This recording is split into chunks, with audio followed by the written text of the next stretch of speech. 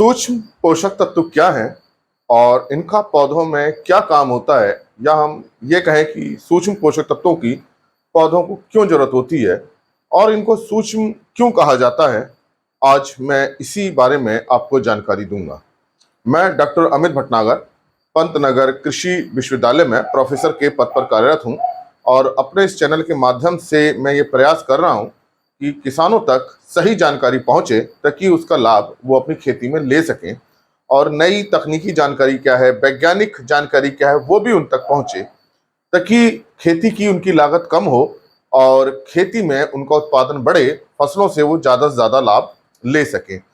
इसके लिए मेरे चैनल में कई प्लेलिस्ट हैं, लेकिन कृषि किसान जो प्लेलिस्ट है वो हिंदी में उसमें चर्चा रहती है, तो हिंदी में चर्चा सुनने के लिए आप कृषि किसान प्लेलिस्ट के लेक्चर्स को देखिए। और भी बहुत सारी प्लेलिस्ट हैं जो कोर्सेज से रिलेटेड हैं, जो एग्रीकल्चर पढ़ने वाले स्टूडेंट्स के लिए बहुत हेल्पफुल है। तो आज बात आपसे जो करनी है वो है सूक्ष्म पोषक तत्व होते क्या हैं और पौधे को इनकी जरूरत क्यों होती है। देखिए, पहले हमें समझना यह आवश्यक है कि पोषक तत्व क्या होते हैं। देखिए, पोषक तत्व जो हैं वो ऐसे तत्व हैं जो हमारे पोषण में सहायता करते हैं, चाहे वो हमारा शरीर हो, जानवरों का हो, पौधों का हो। सबके लिए पोषण की जरूरत होती है, मतलब न्यूट्रिशन की जरूरत होती है, उनके खाने की जरूरत होती है।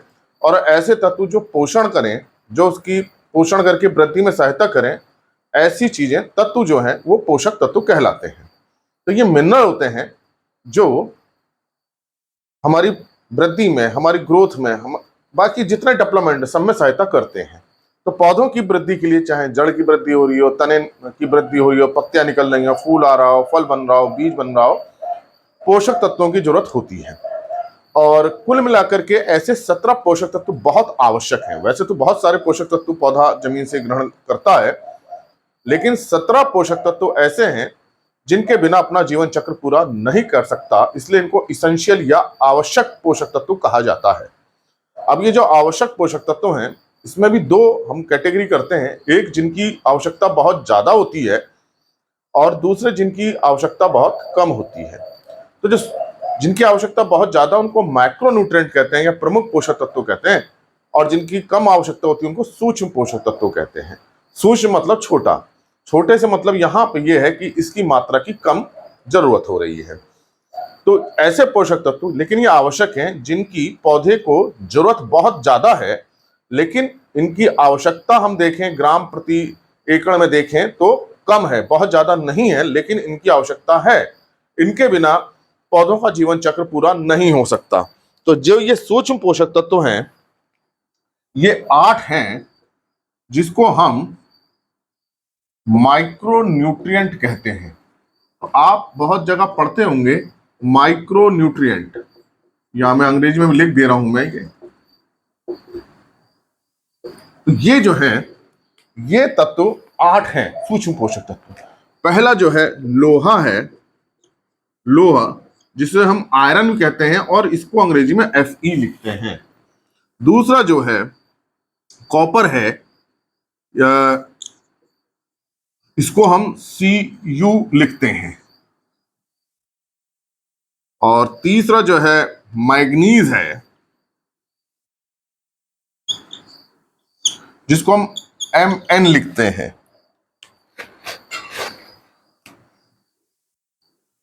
चौथा जो है जिंक है, इसका कोई ऑर्डर नहीं है कि ये, इसमें आप जैसे चाहे उसको याद कर सकते हैं, जिंक है।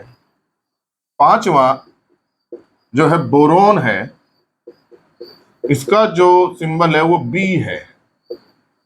छठा जो है वो क्लोरीन है, जिसका सिंबल Cl है। सातवां मोलिब्डेनम है, इसका Mo है। और आठवां निकिल है, इसका Ni है। तो हम देखें तो ये 8 हैं सूक्ष्म पोषक तत्व। टोटल 17 है, 17 में जो 9 है वो उनकी आवश्यकता ज्यादा है और 8 की बहुत कम है। तो पहले ये देखें, हम 4 ये देखें तो 4 ये कुछ अलग कैटेगरी के हैं और वो 4 कुछ अलग कैटेगरी के हैं। ये जो 4 हैं FeCu MnZn, ये धातु वाले हैं, मतलब कि इनके कार्य लगभग एक जैसे होते हैं, वैसे साइंस की भाषा में इलेक्ट्रॉन को लेने देने का काम करते हैं, लेकिन अगर हम इन सब को देखें तो इनका मुख्य काम जो है पौधे के अंदर, वो एंजाइम्स जो होते हैं उनकी एक्टिविटी को बढ़ाना है। अब एंजाइम्स क्या होते हैं? देखिए, कोई भी रासायनिक प्रक्रिया होती है, जैसे हम खाना खाते हैं, हमारा खाना पेट में जाके डाइजेस्ट होता है, पाचन होता है, उसको पचाने के लिए एंजाइम्स चाहिए। बिना एंजाइम्स के हमारे पेट में खाने का पाचन नहीं होता है। इसी प्रकार से किसी भी जीव के अंदर जो क्रियाएं होती हैं, उनको करने के लिए कुछ रसायनों की आवश्यकता पड़ती है, उनको बोलते हैं एंजाइम्स। इसी तरह जब पौधे की जड़ बन रही है, तना बन रहा है, फूल बन रहा है, प्रकाश संश्लेषण क्रिया हो रही है, या वो उसमें श्वसन की प्रक्रिया हो रही है, सबके लिए एंजाइम्स की जरूरत है। और उन एंजाइम्स को एक्टिवेट करने का काम, उन एंजाइम्स की सक्रियता बढ़ाने का काम ये सारे तत्व करते हैं। तो पहला जो काम है सूक्ष्म पोषक तत्वों का, वो है एंजाइम्स की सक्रियता बढ़ाना, एंजाइम की एक्टिविटी को बढ़ाना, ताकि उसके अंदर प्रकाश संश्लेषण की जो क्रिया हो रही है वो बने। कार्बोहाइड्रेट बन रहे हैं, या प्रोटीन बन रही है, या तेल बन रहा है, जितने भी चीजें बन रही हैं वो बिना एंजाइम्स के नहीं बनती हैं। तो इसका मतलब क्या है, अगर ये सूक्ष्म पोषक तत्व तो पर्याप्त मात्रा में है पौधे के अंदर, तो उसके अंदर प्रोटीन भी बनेगी, क्लोरोफिल भी बनेगा, कार्बोहाइड्रेट बनेंगे, बसा बनेगी, हर चीज जो है इन सूक्ष्म पोषक तत्वों की सहायता से होती है। तो मेजर जो इनका मुख्य काम है वो प्रोटीन बनाना में सहायता करना, कार्बोहाइड्रेट बनाने में सहायता करना, चाहे उसके अंदर ग्लूकोज हो, फ्रक्टोज हो, सुक्रोज हो, जो भी बन रहा है, उसके अंदर ऑयल, तेल बनाना, जैसे कि सरसों है, सरसों के अंदर तेल बनता है, बीज के अंदर वो बनना, जैसे गन्ने के अंदर रस बनता है, सुक्रोज बनती है, उसको बनने में सहायता करना। मतलब इनका जो काम है वो मुख्य काम यह है कि जो एंजाइम्स हैं उनकी सक्रियता को बढ़ाना। अब उन एंजाइम से बाकी रासायनिक प्रक्रियाएं होती हैं पौधे के अंदर, तो पौधे का पूर्ण विकास होता है। अगर ये एंजाइम नहीं होंगे तो पौधे का विकास नहीं हो पाएगा। तो मुख्य काम तो इनका यह रहता है। और फिर ये अपना अलग अलग तरह का काम भी करते हैं। ये तो रहते ही रहता है एंजाइम का। जैसे कि हम लोहे को देखें तो ये क्लोरोफिल बनाता है, जो पत्तियों में जो हरा रंग होता है, क्लोरोफिल उसे कहते हैं, पर्णहरित कहते हैं, उसको बनाने का ये काम करता है। अगर आयरन की कमी हो जाती है तो फिर क्लोरोफिल नहीं बनता, पत्तियां जो है सफेद, पीली सफेद पड़ने लगती हैं। तो लोहा, ये सब काम तो कर ही रहे हैं एंजाइम का, उसके अलावा भी इनके अपने एक दो अलग विशेष काम होते हैं। तो जो क्लोरोफिल बनाने में सहायता कौन करता है? लोहा करता है। इसी तरह से कॉपर और मैग्नीज को हम देखें तो प्रकाश संश्लेषण की जो क्रिया होती है, फोटोसिंथेसिस हम कहते हैं, उसको बढ़ाने में सहायता करते हैं, उसके प्रोसेस में ये हेल्प करते हैं। इनके बिना जो है प्रकाश संश्लेषण क्रिया रुक जाएगी। तो जब प्रकाश संश्लेषण क्रिया रुक जाएगी तो उसके अंदर जो ड्राई मैटर बन रहा है, कार्बोहाइड्रेट बन रहा है, वो नहीं बनेंगे। जिंक है, जिंक प्रोटीन बनाने में बड़ी सहायता करता है। हार्मोन होता है ऑक्सिन, उसको बनाने में बहुत सहायता करता है। तो जिंक की जब भी कमी होती है, पौधे कैसे रह जाते हैं? छोटे रह जाते हैं।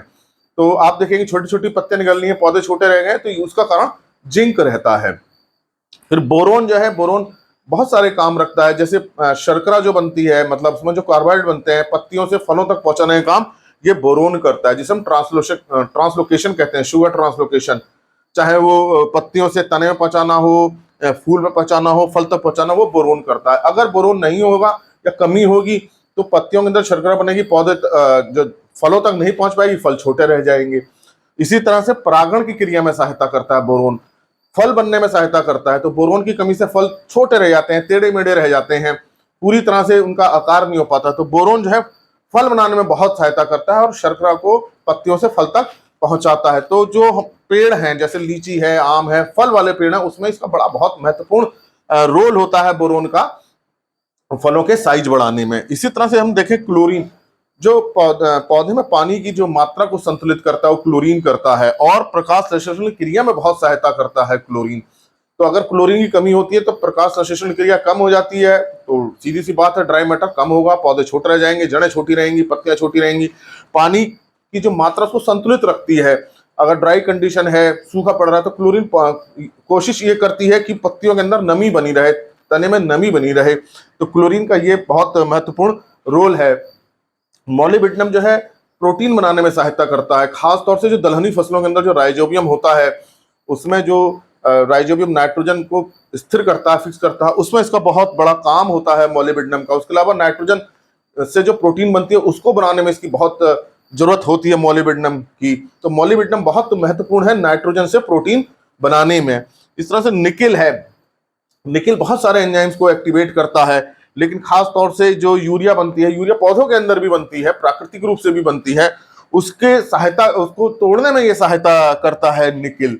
तो ये सूक्ष्म पोषक तत्व हैं, इनकी जरूरत कम होती है, बहुत ज्यादा नहीं होती, क्योंकि ये सीधे प्रोटीन का भाग नहीं है, ये प्रोटीन के अंदर नहीं होते हैं, ये तेल के अंदर नहीं होते हैं, ये सीधे कार्बोहाइड्रेट के अंदर नहीं होते हैं।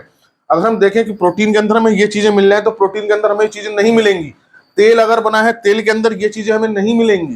कार्बोहाइड्रेट जो भी बना है उसके अंदर हमें ये चीजें नहीं मिलेंगी, लेकिन उनको बनाने में ये सहायता करते हैं, चाहे हार्मोन हो चाहे विटामिन हो, उनको बनाने में बड़ी सहायता करते हैं। और जो प्रोटीन बन रही है या कार्बोहाइड्रेट बन रहा है, तेल बन रहा है, उसको बनाने में सहायता करते हैं। तो ये बनाने के लिए बड़े महत्वपूर्ण है। हालांकि उसका भाग ये नहीं होते हैं प्रोटीन का या तेल का या कार्बोहाइड्रेट का, लेकिन उसको बनाने के लिए इनकी बहुत जरूरत है। अगर इनकी कमी हुई तो वो आगे ये चीजें नहीं बनेंगी। और ये बनती किससे है? एंजाइम से। जैसे मैंने अपनी बात शुरू में बताई कि एंजाइम की एक्टिविटी के लिए बहुत जरूरी है, तो इसलिए इनका मिट्टी में पर्याप्त मात्रा में रहना बहुत जरूरी है। पर्याप्त मैं इसलिए कह रहा हूं, बहुत ज्यादा नहीं। अगर ये ज्यादा हो जाते हैं तो ये पौधे के लिए जहर बन जाते हैं, पौधे को नुकसान पहुंचाते हैं। तो जरा सी मात्रा इनकी बढ़ जाए तो पौधे के लिए को जला देते हैं, पौधे की पत्तियों को जला देते हैं, या दूसरे इस तरह काम करते हैं, पौधे की वृद्धि रुक जाती है। और कमी हो गई तो एंजाइम की एक्टिविटी रुक जाती है। जब एंजाइम रुक जाते हैं तो पौधे का विकास नहीं हो पाता है। तो इनको बड़ी डेफिनेट अमाउंट में चाहिए। नाइट्रोजन जैसे मुख्य पोषक तत्व, उसको ज्यादा उसकी जरूरत होती है पौधे को। अगर वो थोड़ी ज्यादा कम हो जाए तो बहुत ज्यादा पौधे पर अंतर नहीं आता, लेकिन ये 2-3 किलोग्राम भी कम या ज्यादा हो गए, 2-3 किलोग्राम प्रति एकड़ भी ज्यादा हो गए तो ये बिल्कुल काम उल्टा कर देते हैं अपना। तो इनकी जरूरत बहुत ज्यादा नहीं होती, 3-4 किलोग्राम प्रति एकड़ तक ही होती है, इससे ज्यादा नहीं होती, इससे भी कम होती है। मोलिब्डेनम निकिल की तो बहुत ही कम जरूरत होती है, और हमें तो इसके लिए उर्वरक भी डालने नहीं पड़ते, भूमि में ये पर्याप्त मात्रा में रहते हैं। तो इनका बड़ा महत्वपूर्ण काम है कि जरा सी कमी हुई तो पौधे को बढ़ने नहीं देंगे, पौधे को रोक देंगे, वहीं पे उसकी जड़ें रोक देंगे, तने रोक देंगे, फल फूल रोक देंगे। और अगर थोड़े से भी ज्यादा ये हो गए तो पौधे जो अब तक जो पौधा बना है उसको खत्म कर देंगे, उसके अंदर के जो प्रक्रियाएं हैं उसको रोक देंगे, पत्तियां जलने लगेंगी, रुक जाएंगी। तो ये बड़ी संतुलित मात्रा में होना चाहिए, जितनी जरूरत है उतने ही होने चाहिए। इसलिए जब भी आप माइक्रोन्यूट्रिएंट फर्टिलाइजर का प्रयोग करते हैं तो बड़े सावधान होकर कीजिए, कहीं ऐसा ना हो इनकी ज्यादा संख्या हो जाए पौधे के अंदर तो लाभ की बजाय नुकसान हो जाएगा। जितनी जरूरत है उतना ही हमको करना चाहिए। हमको ये नहीं कि 4-5 स्प्रे हमने कर दिए या बहुत ज्यादा हमने डाल दिया तो नुकसान हो जाएगा। तो इसलिए पहले तो आपको समझना जरूरी है कि इसकी इतनी मतलब कहाँ कहाँ इसकी जरूरत होती है। तो इसकी जरूरत तो बिल्कुल वृद्धि और विकास में है पौधे के, और बहुत ज्यादा जरूरत नहीं होती है। तो आज आपको समझना जरूरी था कि सूक्ष्म पोषक तत्व इनको क्यों कहा जा रहा है। इसलिए कहा जा रहा है तो इनकी जरूरत पौधे को कम है, लेकिन है, इनके बिना पौधा अपना काम नहीं कर सकता है। तो ये 8 हम मानते हैं। वैसे तो बहुत सारे पोषक तत्व हैं, लेकिन जो आवश्यक है, आवश्यक में हम ये 8 मानते हैं। और इनका मुख्य काम एंजाइम्स को बढ़ाना है ताकि पौधे के अंदर की प्रक्रियाएं अच्छी तरह से हो। आशा है मेरी बात आपको समझ में आई होगी कि माइक्रोन्यूट्रिएंट्स सूक्ष्म पोषक तत्व क्या है और कौन कौन से हैं और इनका पौधे के अंदर मुख्य काम क्या है। इस जानकारी को आप ज्यादा से ज्यादा लोगों तक पहुंचाएं ताकि उस सूक्ष्म पोषक तत्वों के बारे में जान सकें। बहुत ज्यादा प्रयोग इसका ना करें, नहीं तो पौधे पे इसका उल्टा असर आना शुरू हो जाएगा। और इसको जितनी संतुलित मात्रा की जाती है, रिकमेंडेड जितना कहता है उतना ही प्रयोग करना चाहिए। और कृषि किसान में बहुत सारी मेरी चर्चा है, उसको आप सुनिए और ज्यादा से ज्यादा लोगों तक इस वीडियो को शेयर कीजिए, वो भी ताकि इस जानकारी से लाभ ले सकें। अगर चैनल सब्सक्राइब नहीं किया है तो सब्सक्राइब कीजिए। धन्यवाद।